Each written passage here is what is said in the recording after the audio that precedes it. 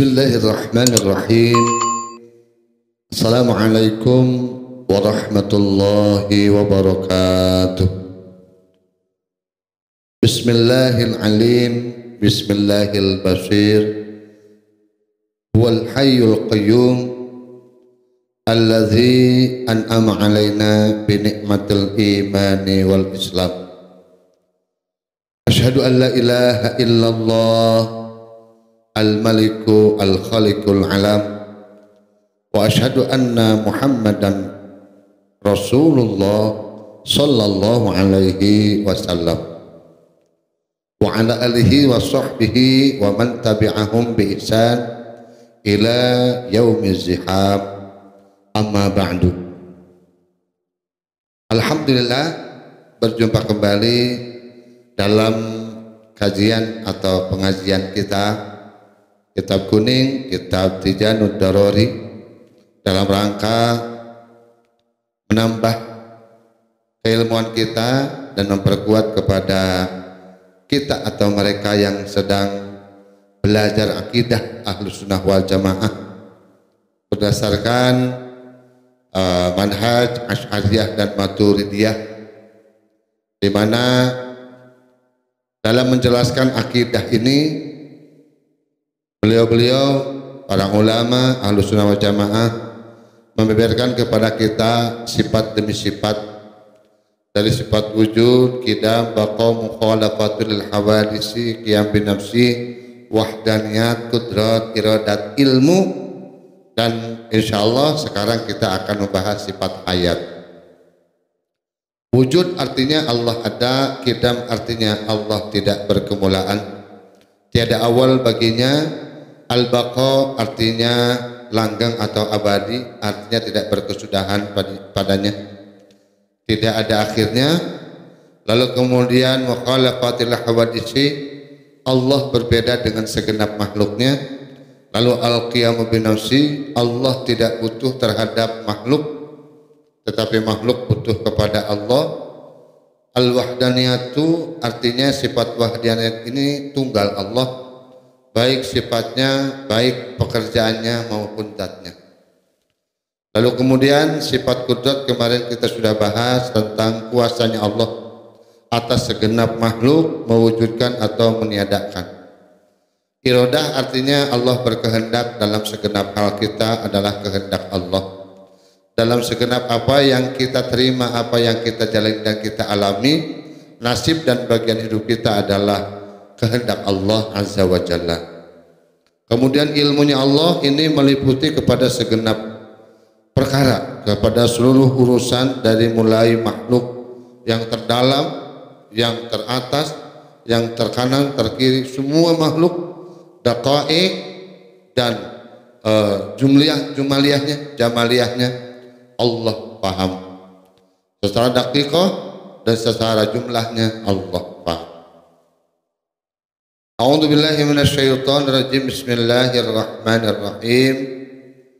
Wa yajibu fi haqqihi ta'ala, dan wajib pada Allah Subhanahu wa ta'ala al-hayatu, sifat hayat. Artinya Allah hidup. Wahia, adapun sifat hayat ini adalah sifatun, sifat yang ma'ani, sifat ma'ani. Qadimatun, yang tidak berkemulaan, sama dengan qudrat, sama dengan iradat, sama dengan ilmu. Hayat Allah pun qadimah, tidak berkemulaan, tiada awal baginya. Qaimatun, yang tetap tidak berkesudahan atau la akhira lahu, tidak ada akhir padanya. Bidzatihi ta'ala, kepada Allah ta'ala. Tusahihu, di mana secara pandangan akal hayat ini yang pengesah, hayat ini sebagai pengesah lahu kepada Allah, ayatas sifat, untuk atau sesungguhnya Allah diberikan sifat bil ilmi, dengan ilmu, wa ghairihi, dan selain sifat ilmu, minas sifati, dari sifat-sifat ma'ani. Wadidduha, adapun lawanan daripada sifat hayat, al mautu, maut atau mati atau meninggal, atau wafat bahasa kita, Wa dalilu adapun yang menjadi dalil atau petunjuk atau menjadi dasar ala dalika atas wajibnya sifat hayat kepada Allah, annahu sesungguhnya Allah, lau kana jika seandainya Allah mayitan mati atau tidak hidup lagi atau hidup ada akhirnya, lam yakun niscaya tidak mungkin ada, lam yakun pasti tidak akan ada Allah qadiron yang disifati dengan kudrat, tidak akan kuasa, wala muridan dan tidak akan berkehendak, tidak akan iradah, wala aliman dan tidak akan ilmu, tidak akan ada pengetahuan apapun. Wa huwa adapun adanya Allah yang tidak qadiron, tidak muridan dan tidak aliman, muhalun itu mustahil, tidak bisa diterima oleh akal yang disifati oleh keimanan. Para mustami'in, para penyimak dan para sahabat yang dimuliakan Allah Subhanahu wa ta'ala, ke-10 ini sifat yang wajib di Allah adalah sifat hayat. Hayat artinya hidup. Hayat Allah hidup. Wa mal hayatud dunya illa mata'ul ghurur, dan tiada kehidupan di dunia kecuali kehidupan yang menipu, kenikmatan yang menipu, artinya begitu. Hayat Allah hidup, hayat manusia hidup. Hayat Allah dengan hayatnya manusia beda. Karena sudah dahulu kita bahas sifat mukhalafatul hawadis. Hayatnya kita pakai sebab, pakai perantara, ada ruh. Ketika berpisah ruh dengan jasadnya, maka hayat itu tidak ada. Artinya ruh meninggalkan jasad. Karena kita disebut hayat itu disebut hidup ketika berbarengan menyatunya antara ruh dengan jasad. Yang sudah berpisah antara hayat, antara ruh dengan jasad disebut mati karena rusak. Kehidupannya rusak atau berakhir atau ruhnya sudah meninggalkan. Nah, Allah tidak pakai ruh.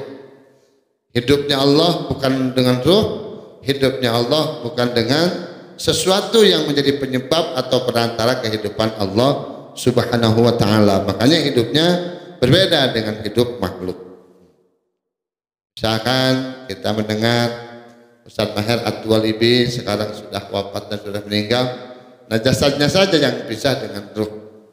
Kita semua, para ulama, para kiai, semuanya, bahkan para nabi, para malaikat, bahkan para aulia dan semuanya makhluk yang diberikan kehidupan, yakni hidupnya perantara antara ruh dan jasad menyatu, maka pasti akan dipisahkan, akan dikembalikan kembali kepada asalnya, akan dikembalikan kembali kepada Allah bagi mereka yang beriman dan menepati jalan-jalannya. Kita akan kembali kepada Allah, namun pada sebab dan pada usaha yang sudah dia jalankan semasa hidupnya.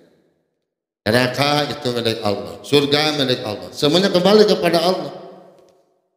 Tergantung atas pribadi pada saat dia hidup. Di kehidupan ini dia menanam, di kehidupan ini dia di alam sebab ini dia menuai apa yang menjadi akibat nanti. Karena hidup kita adalah sebab. Allah hidupnya zat, kalau kita ini hidupnya sebab. Karena sebab apa yang tanaman kita hidup, yang menjadi tanaman dan pekerjaan amal yang kita hidup, maka akan kebawa nanti di kehidupan berikutnya, di kehidupan yang baqo, di kehidupan yang abadi, di kehidupan yang tetap, di mana setiap makhluk, setiap manusia akan menuai setiap hasilnya. فَمَنْ يَعْمَلْ مِثْقَالَ ذَرَّةٍ خَيْرًا يَرَهُ وَمَنْ يَعْمَلْ مِثْقَالَ ذَرَّةٍ شَرًّا يَرَهُ. Siapapun yang beramal baik, Allah tampakkan nanti. Ketika berpisah ruh dengan jasad, maka ruh itu dalam bentuk amal, dalam bentuk kesehatan, dalam bentuk soleh, dalam bentuk akhlak, dalam bentuk pribadi, perilaku dan sebagainya akan berwujud dan berdatangan menemani kita di alam kubur nanti. Diceritakan dalam sebuah kitab Usfuriyah, di mana setiap amal itu akan datang kepada kita. Ada sosok yang baik, tampan rupawan, enak dipandang, mendatangkan bau yang wangi, harum, mempesona. luar biasa. Senang kita ditemani mereka. Pas begitu kita tanya, siapakah kamu sekalian? Aku adalah zakatmu, aku adalah sholatmu, aku adalah ibadahmu, aku adalah zakatmu, sedekahmu, hajimu, dan amal solehmu semasa dunia. Inilah aku yang telah kau perbuat dulu. Namun sebaliknya ada lagi mereka yang pada saat hidupnya menanam amal buruk, maka yang tampak, yang kelihatan, yang pada berdatangan menemani di alam kubur atas ruhnya adalah amaliah-amaliah yang buruk. Ada yang menjijikkan, menakutkan, menyeramkan, bau aromanya mengeluarkan yang menyengat hidung dan menyakitkan apabila dihirup. Lalu mereka meneror dan mereka datang sebagai teman kita yang menemani kita di alam kubur, menunggu qadhi Rabbul Jalil, menunggu hakim, menunggu hisab nanti sampai hari kiamat. Nauzubillah min dzalik. Maka nikmat kubur ini adalah kita berteman dengan amal-amal baik. Maka nikmat kubur ini adalah ditampakkannya oleh Allah setiap amal baik kita semasa di dunia kita, dan mereka menemani. Singkat sekali waktunya, tidak lama. Karena saking nikmatnya ditemani oleh mereka amal baik kita, saking ditemani oleh mereka yang enjoy ngobrol menemani kita, sampai kata ulama lebih lama sholat sunat daripada kita menunggu hari kiamat di kubur saat kita berteman dengan amal baik kita. Inilah hayat kita yang pasti akan rusak. Kullu nafsin dha'iqatul maut. Setiap jiwa yang bernyawa pasti akan mengalami kematian. Kematian itu bukan akhir dari segalanya, tapi rusaknya hubungan antara ruh dengan jasad, dan ruh akan kembali kepada Allah dalam posisi di mana di alam sebab ini saat hidup kita namakan di dunia ini kita menanam kebaikan atau menanam keburukan, nanti akibatnya akan kita terima dan kita dapat. Semoga Allah menanamkan kepada kita amaliah yang baik dan amal soleh agar kita berteman dan kembali kepada Allah di tempat yang soleh pula. Para hadirin dan para kaum muslimin, sahabat yang mulia rahimakumullah, inilah hayat Allah. Kalau hayat Allah tidak ada sebab, hayat Allah tidak bersebab, tidak berakibat, tidak ada apapun. Karena Allah tidak butuh dengan apapun, tidak butuh dengan ruh, tidak butuh dengan nyawa, tidak butuh dengan hidup, tidak butuh dengan apa-apa. Tapi hidupnya Allah bidzatihi ta'ala, dengan zatnya Allah Ta'ala. Lalu kata Quran, la ilaha illa huwal hayyul qayyum. Allahu la ilaha illa huwal hayyul. Dalam tobat kita selalu astaghfirullahaladzim alladzi la ilaha illa huwal hayyul qayyum. Tidak ada yang hidup, tidak ada yang satu, tidak ada yang dituhankan, tidak ada yang berhak disembah kecuali Dia, Allah yang maha hidup, Allah yang maha langgeng, qayyum yang maha abadi, qaimun. Qaim itu adalah dari qayyum juga, artinya yang abadi, tiada berkesudahan padanya Allah subhanahu wa ta'ala wa azza wa jalla. Mustahil Allah mati, karena tadi sudah dijelaskan hidupnya Allah bukan dengan perantara ruh, tidak ada sebab. Karena tidak ada sebab pasti tidak ada akibat. Segala sesuatu yang bersebab ada akibatnya. Segala sesuatu yang kita tanam akan kita tuai. Itu manusia, kalau Allah bukan.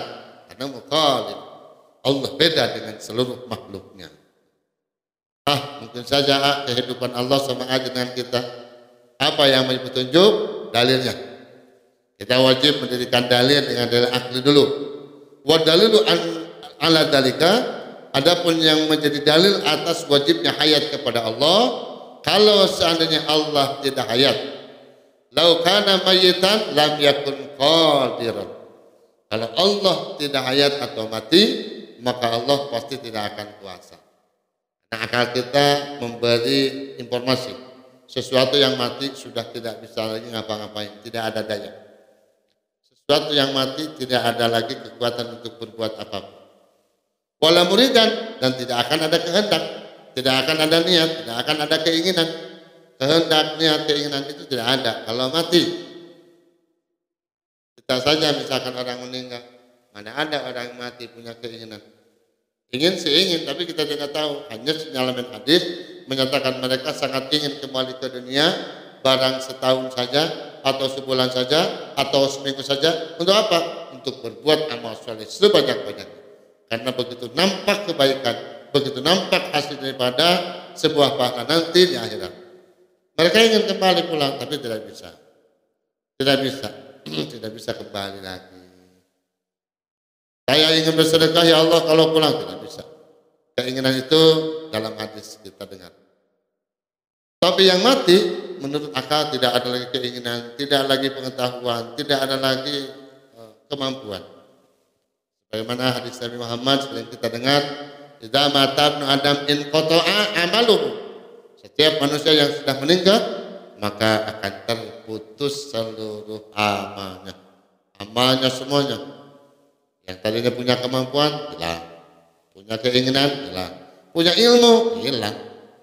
Yang dikenal, yang dipakai, yang diikuti oleh mereka adalah bekasnya. Ada 3 yang membekas. Pertama, ilmu yang bermanfaat, yang kedua, putra-putri yang soleh dan solehat, dan yang ketiga, sedekah jariyah. Itu saja yang mungkin akan senantiasa bisa mengikuti dan bisa dilanjutkan. Sahabatku yang dirahmati Allah Subhanahu wa taala, nah jika seandainya Allah tidak kuasa, tidak kudrat, jika Allah tidak iradat, tidak muradat, tidak berkehendak, jika Allah tidak ilmu, tidak ada pengetahuan, niscaya lam yujad, lagi lam yujad syai'un min hadhil makhluqati. Tidak akan wujud satu makhluk pun di muka bumi. Dan kita lihat semuanya ada, kita ada, antum ada. Semuanya bumi ini kelihatan begitu mewah, ajaib dan istimewa. Tadi samawati wal ardh, keadaan langit dan bumi yang di luar nalar dan sungguh ajaib luar biasa. Allah ciptakan untuk kita semuanya.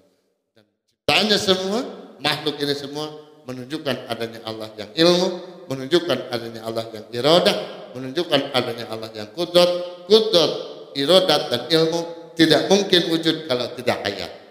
Maka hayat itu wajib kepada Allah, dan artinya karena adanya sifat ilmu, hayat sama basar kalam itu karena adanya hayat.